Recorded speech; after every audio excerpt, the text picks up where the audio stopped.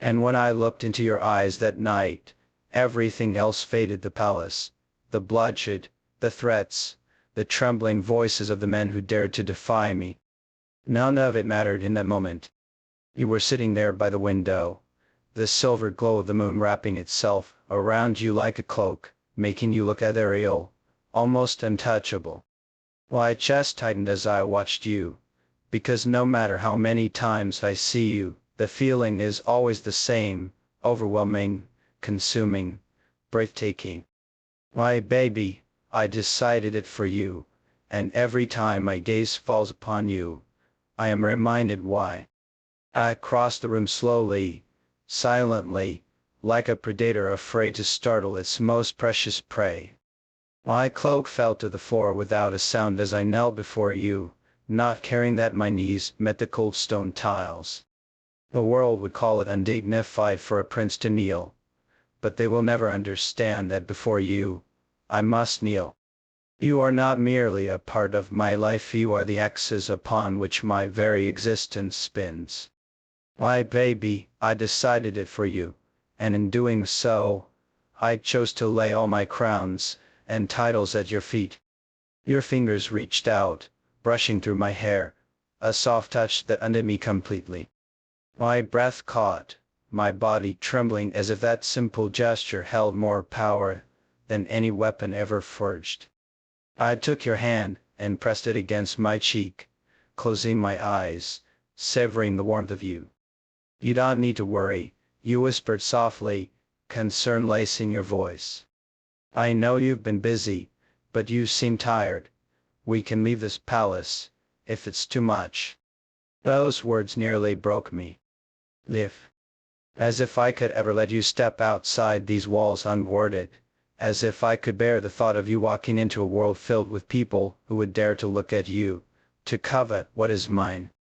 I'd opened my eyes slowly, my gaze locking with yours. There was so much innocence there, so much trust, and it terrified me more than any blade ever could.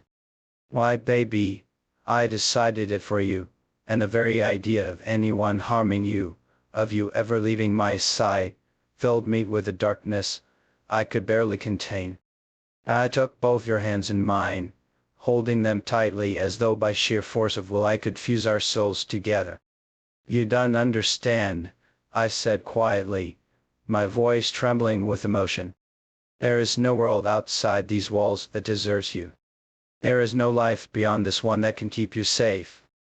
You are everything, and if you were to leave I would burn this world to ash just to bring you back to me. Why, baby, I decided it for you, and that decision has no boundaries, no limits, no end. You blinked at me, startled, but before you could speak, I leaned forward and rested my head against your lap. My arms wrapped around your waist, holding you tightly, desperately, as if letting go for even a heartbeat might shatter me completely. For a moment, I didn't care how it looked, didn't care if I seemed weak. I needed you to feel it, to understand the depth of my love, my obsession, my vow. You are my sanctuary, I whispered into the fabric of your clothes, my voice raw, unchorded. When I'm with you, the rage disappears. The noise fades. The crown, the power, the endless demands, they mean nothing. Only you matter. You are my peace, my purpose, my salvation. Why, baby, I decided it for you, and I will keep deciding it until the end of time. You did speak. Instead, you cradled my head gently, your fingers threading through my hair in a way that soothed the storm inside me. The silence between us was sacred, a language only we understood. It was in that silence that I made another silent promise, never to let this go, never to let anyone tear you away from me. Eventually, you coaxed me to rise, guiding me toward the bed. You fussed over me, removing my heavy cloak, straightening the tunic beneath, your touch tender and unhurried. I watched you the entire time, marveling at how someone so soft, so delicate, could wield such absolute power over me. No courtier, no general, No enemy had ever brought me to my knees, but you had done it effortlessly, simply by existing.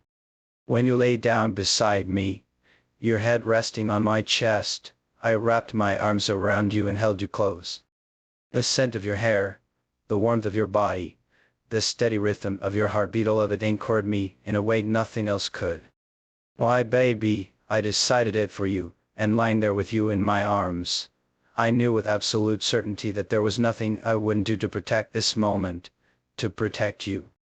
As you drifted off to sleep, blissfully unaware of the chaos I had wrought earlier, I stared into the darkness and let my mind sharpen with resolve.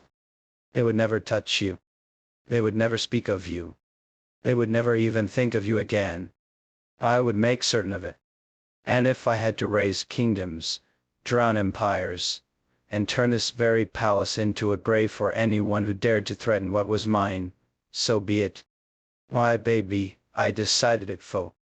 But no matter how carefully I hid the darkness, no matter how thoroughly I buried the evidence beneath layers of silk and gold, there are always cracks in the facade. And cracks they spread.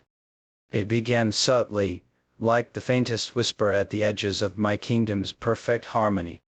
A hesitant glance from a servant. A stammered pause in an advisor's report. A silence that lasted just a heartbeat too long during morning court. None of them dared to speak outright, but their fear was different now. It wasn't just the natural fear of a ruler's authority, it was sharper, more personal, the kind of fear that comes from knowing something terrible, but being too afraid to name it. I noticed immediately. How could I not? My entire life has been spent reading people, dissecting their motives, unmasking their secrets before they could even form them fully. I saw the tremors in their hands, the sweat beating on their brows, and though they tried to hide it, they were failing. I had thought I erased every trace of yesterday's purge, but perhaps someone had seen more than they should have. Perhaps someone had begun to suspect the truth. Why, baby, I decided it for you, and that means even suspicion is a threat. The first true sign came not from my council or my soldiers, but from someone much closer to you. Your attendant Mira, the one who has been by your side since before I came into your life. She has always been quiet, careful, almost invisible in her devotion to you. But lately, I have caught her watching me with a new kind of gaze, not the respectful deference of a servant, but the sharp, assessing look of someone who has begun to question. She never says anything aloud. She smiles when you look at her, speaks to you softly, serves you faithfully. But when your back is turned, I see the truth in her eyes. She knows. Not the whole truth, not yet, but enough to make her dangerous. This morning, as you dressed for our walk in the gardens, I stood by the window, pretending to be absorbed in the view. But my attention was entirely on the quiet exchange between you and Mira. My lady, she said softly, fastening the clasp of your cloak, there are rumors, in the servants' quarters, whispers about disappearances, important people vanishing without explanation. Her voice trembled just slightly, betraying her nerves. I don't know what's happening, but I thought you should be aware. I felt my jaw tighten, my hands curling into fists at my sides. You, in your endless innocence, only laughed lightly. Rumors are always swirling in this place. They probably just relocated or left for political reasons. You know how these things are, Mira. Yes, Mira said quickly, forcing a smile. Of course. It's probably nothing. But when she lifted her eyes, they flickered toward me for just a fraction of a second, and in that glance, I saw it. Oh. Yeah. Suspicion. Why, baby, I decided it for you, and now she has become a problem. I kept my expression carefully neutral as I approached, resting my hand lightly on your shoulder. Are you ready, my love? I asked gently, as though I hadn't heard a single word of the conversation. You nodded eagerly, linking your arm with mine, completely unaware of the storm brewing beneath the surface. As we walked through the gardens, You chattered happily about trivial things of flowers that had begun to bloom, the sound of the fountains, the upcoming festival you wanted to attend. Your laughter was soft and troubled, and it washed over me like a balm. I forced myself to focus on you, to let your voice calm the darker thoughts clawing at the edges of my mind. But no matter how soothing you are, the truth remains, Mira knows too much. And knowledge is a weapon. Later, when you retired for an afternoon rest, I lingered outside your chambers, speaking quietly with the guards stationed there. My tone was calm, measured, but my words were lethal. She is to be watched, I said, my gaze cold and unblinking. Every step she takes, every word she speaks, every glance she casts, you will report it to me. If she whispers, even once, about what she suspects, you will bring her to me immediately. You understand?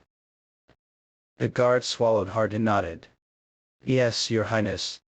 I turned away, my cloak swirling around me as I walked down the corridor, my thoughts heavy. Mira was not just a threat to me, she was a threat to you.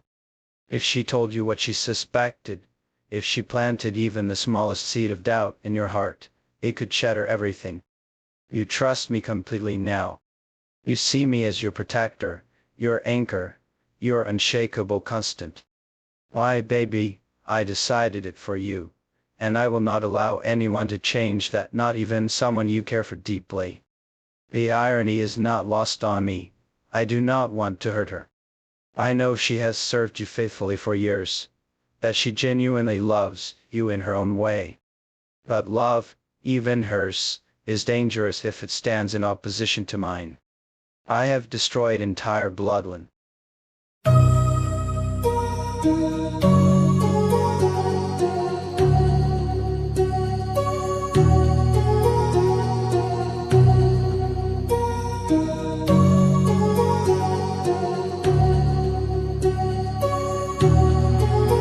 My heart rages around like an ocean.